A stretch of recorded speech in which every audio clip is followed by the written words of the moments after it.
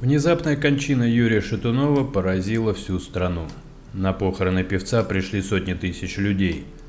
Социальные сети по сей день кипят обсуждением таланта певца и причин его странной смерти.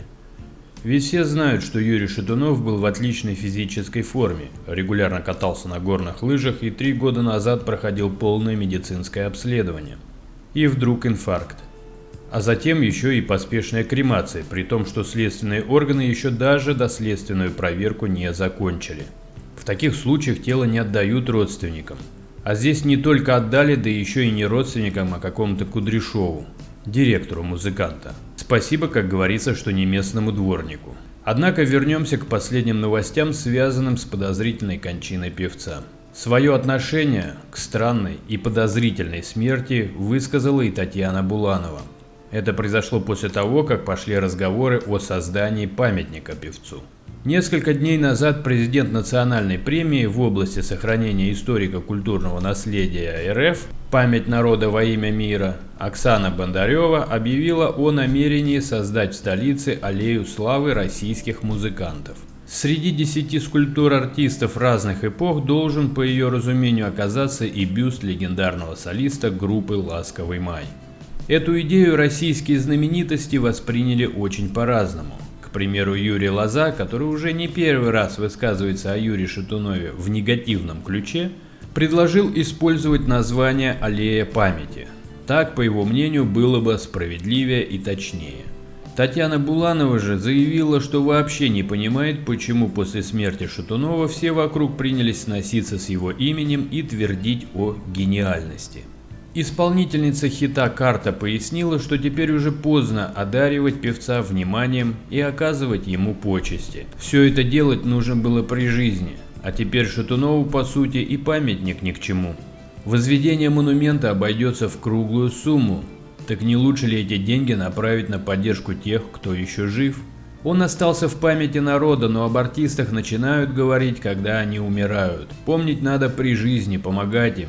Ведь многие с огромным потенциалом, но не могут купить песни. Это очень дорого, посетовала Татьяна. Что ж, друзья, каждый имеет право на свое мнение. Меня удивляет лишь то, что мы-то с вами следим за развитием этого дела. А полиция? Я поясню. Дело в том, что при странной смерти молодого человека, а Юра был именно молодым человеком, полиция проводит опрос и устанавливает лиц, которые могли враждебно или с завистью относиться к погибшему. Многие из вас наверняка слышали такие фразы. Были ли у него враги? Завидовал ли ему кто-либо? Понятное дело, что шоу-бизнес – это огромные деньги. Здесь, по сути, каждый певец должен быть под подозрением. Должно устанавливаться, были ли конфликтные ситуации. Или, может быть, площадку для выступления перехватил Шатунов у Булановой. Я как пример. Ведь даже выступление той же Булановой – это не только прибыль самой Булановой, но и большого количества людей не всегда высоких моральных принципов, которые зарабатывают на этих выступлениях огромные деньги. Вот и сейчас Буланова собирается выступать в Питере. А не мог Шатунов быть ее конкурентом? А не планировал ли он там тоже выступать? Друзья, я, конечно, не обвиняю никого, так как не имею достаточной информации, но меня удивляет спокойное высказывание негатива в сторону Шатунова. Ведь это по законам криминалистики является мотивом, прямым мотивом для преступления. Буланова глупая или ничего не боится?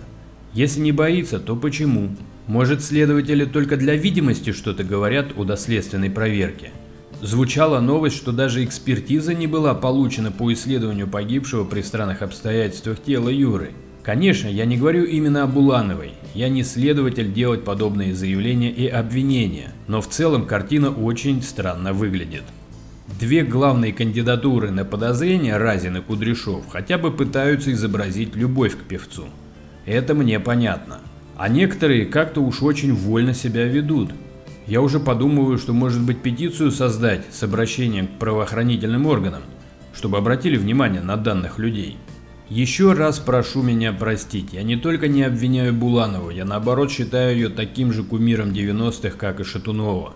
Мне она тоже очень нравилась. Помню, как искал ее кассету, а она еще была не очень известная, и я в ларьках объяснял, что такая классная песня про то, как я на карте не могу себя найти, а продавцы меня не понимали.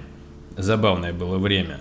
Скажу больше, если бы органы выяснили причастность Булановой к убийству Юры, я бы даже посылки ей самыми большими сухарями отсылал и плакал бы, искал ее на карте, где и себя бы нашел с трудом.